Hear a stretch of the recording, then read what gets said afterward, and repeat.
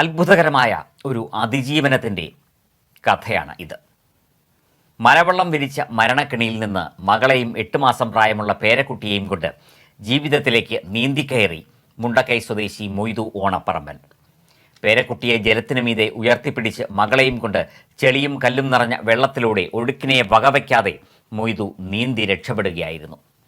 മകൾ റംഷീനയും റംഷീനയുടെ മകൻ 8 മാസമുള്ള ഹൻസിലിനും ഉപ്പയുടെ തണൽ രക്ഷയായി. ഉരുൾപൊട്ടലിൽ വിറങ്ങലിച്ചു നിന്ന മകളെയും 8 മാസം പ്രായമുള്ള പേരക്കുട്ടിയെയും താങ്ങിയെടുത്ത് രക്ഷപ്പെട്ട ആ കഥ ഓർത്തെടുക്കുകയാണ് ആ 60-കാരൻ. അപകടമുണ്ടാകുന്നതിന് 2 മണിക്കൂർ മുൻപേ വൈദ്യുതി നിലച്ചു. മഴയുടെ തണുപ്പ് പിടിച്ച് ഉറങ്ങുമ്പോഴാണ് മഴയോടൊപ്പം കാതടപ്പിക്കുന്ന ശബ്ദവും ഉണ്ടായത്. എന്നാൽ അത് ഉരുൾപൊട്ടലിൻ്റെ ശബ്ദമാണെന്ന് മനസ്സിലാക്കാതെ നല്ല ഉറക്കത്തിലായിരുന്നു മൊയ്തു. പെട്ടെന്നാണ് മൊയ്തു ശരീരത്തിൽ ഒരു നനവ് തട്ടി ഉണരുന്നത്. അപ്പോഴേക്കും കിടന്ന കട്ടിലിന് മുകളിലേക്ക് ജലനിരപ്പ് ഉയർന്നു. സ്വബോധം വീണ്ടെടുത്ത് വരുമ്പോഴേക്കുമാണ് തൊട്ടടുത്ത മുറിയിൽ നിന്ന് ഒരു നിലവിളി ശബ്ദം കേട്ടത്. മൊയ്തു ഞെട്ടലോടെ കട്ടിലിൽ നിന്ന് ഇറങ്ങി വെള്ളത്തിലൂടെ നീന്തി ഡൈനിങ് റൂമിൽ എത്തി. മുൻവശത്തെ വാതിലും ജനലുമൊക്കെ തകർത്ത് വെള്ളം കുതിച്ചു കയറുന്നത് കണ്ട് പരിഭ്രാന്തനായി മകളുടെ മുറിയിലേക്ക് ആ 60-കാരൻ നീന്തിയെത്തി. ഈ സമയം ഒക്കത്ത് കൈക്കുഞ്ഞുമായി കട്ടിലിൻ്റെ മുകളിൽ കയറി നിന്ന് നിലവിളിക്കുകയായിരുന്നു റംഷീന. കുഞ്ഞും ഭയന്ന് കരഞ്ഞു.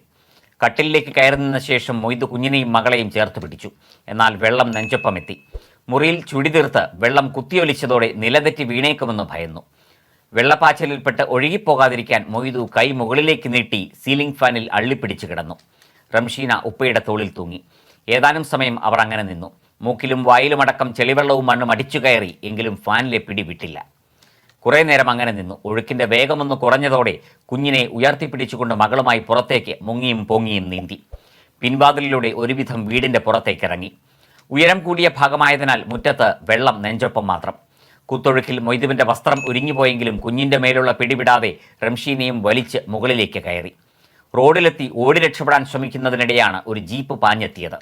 ജീപ്പിലെത്തിയവർ നീട്ടിയ തോർത്തെടുത്ത ശേഷം മൊയ്തുവും മകളെയും കുഞ്ഞിനെയും ജീപ്പിലേക്ക് കയറ്റി രക്ഷപ്പെടുകയായിരുന്നു.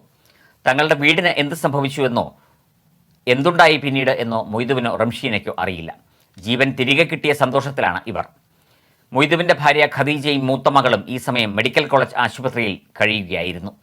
ഉരുൾപൊട്ടലിൻ്റെ തലേന്ന് രാവിലെ ഇവർ ആശുപത്രിയിൽ നിന്ന് ഡിസ്ചാർജ് ആകേണ്ടിയിരുന്നതാണ്. എന്നാൽ വീട്ടിലേക്ക് പുറപ്പെടുന്നതിന് തൊട്ടുമുൻപ് മകൾക്കൊരു വയറുവേദന അനുഭവപ്പെട്ടു. ഇതോടെ ഒരു ദിവസം കൂടി ആശുപത്രിയിൽ തങ്ങിയിട്ട് പോകാമെന്ന് തീരുമാനിച്ചത് അവർക്കും രക്ഷയായി.